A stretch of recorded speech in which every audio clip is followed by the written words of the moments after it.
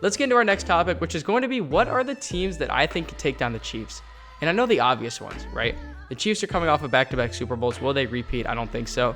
I do want to say, all y'all haters against the Chiefs, I had the Chiefs winning the Super Bowl. I'll put the screenshot up of me picking them before the playoffs started. I looked around. I was talking to my family. I was like, who do you guys think will win the Super Bowl? I don't know. Ravens look good. Niners look good. But how about the Browns? Because we're Browns fans. Okay. Well, I think the Chiefs are going to. Oh, no. They can't win with the.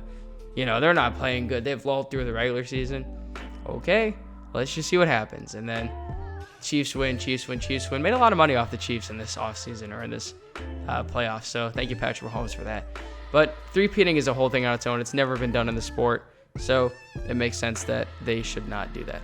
However, you're still going to have to go through the Chiefs. Ultimately, if they're healthy, if Mahomes is healthy, a team is going to have to beat them into the playoffs in order to go to the Super Bowl.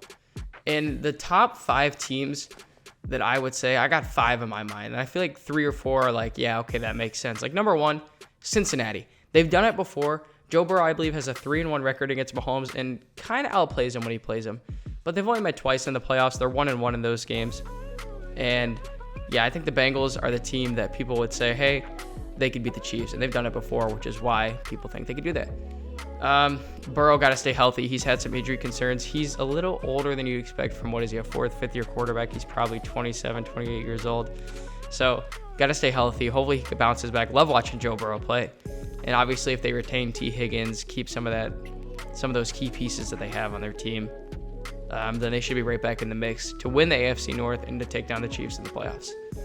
Number 2, same division, not the Browns. Going with the Ravens, they're a team that if healthy, again, kind of like the qualifier, if healthy, get interrupted by a phone call. You love it.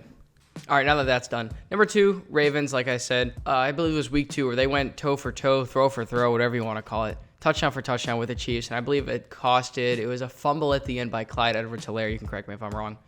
That the Ravens ended up winning the game. It was a great night game. I think it was a Sunday night or a Monday night game.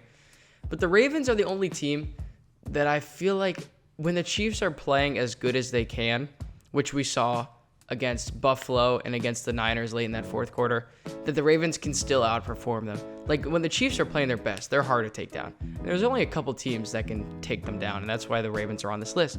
Lamar is just that guy. I mean, he can create. He can throw way better than people give him credit for. And as soon as he breaks the pocket, it was the only touchdown they had in the game against the Chiefs. It was just like, you hold your breath because it's like Lamar breaks QB contain. He's going to hit someone. He hits, I think it was Zay Flowers for a touchdown.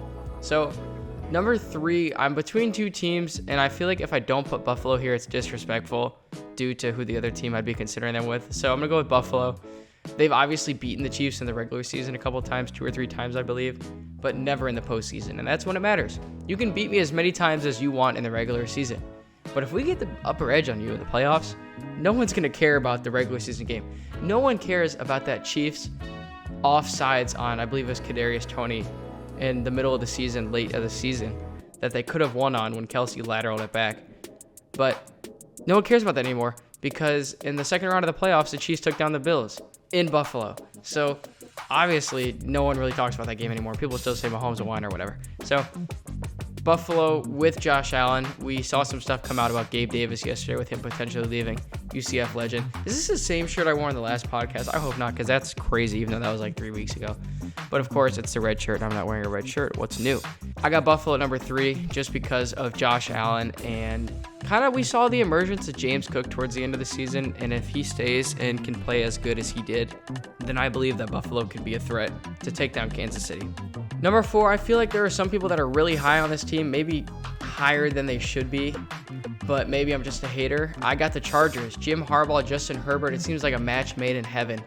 The biggest thing is I don't think they have to win their division in order to take down the Chiefs. Even if they go 11-6, 10-7, and make the playoffs, they would still have a chance to knock off the Chiefs in the AFC divisional round or the AFC championship game or even the wild card, depending how the standings play out. But I got the Chargers. I'm just kind of basing this based off of quarterback. And if you notice, the 4 teams that I've named so far are probably the 4 best other quarterbacks in the AFC aside from Patrick Mahomes. We got Joe Burrow, Josh Allen, Justin Herbert, and Lamar Jackson. In the 5th spot, this is the one I'm really interested in. because I feel like this one, people are like, who are you going to put next? The Dolphins, the Browns? Are you going to put the Jaguars with Trevor Lawrence? And no, I'm not going to do that. I'm going to go with the Texans. Now, I know there's a sophomore slump sort of thing in the NFL, and while that may happen, I love what the Texans have built so far. C.J. Stroud is going to be cheap for a couple years. C.J. Stroud can absolutely sling it, and in the draft, they're just going to continue to build. Let's see how the Texans do in free agency. But their schedule is going to be a little tougher this year, so that's the only reason why the Texans are number 5 on this list. Other than that, probably the Jags with Trevor Lawrence should be on there. I don't think the Dolphins can do it. They've failed to show how they can beat good teams, other than that one game against the Cowboys. I don't know if that's just a false narrative, but they failed to show me that they can beat good teams when it matters. And so I'm going to go Texans number 5. For that reason, CJ Stroud is that dog. Love CJ Stroud. But that is the 5 teams that I would say to keep your eye out on who can not dethrone Mahomes, but take him down in a game.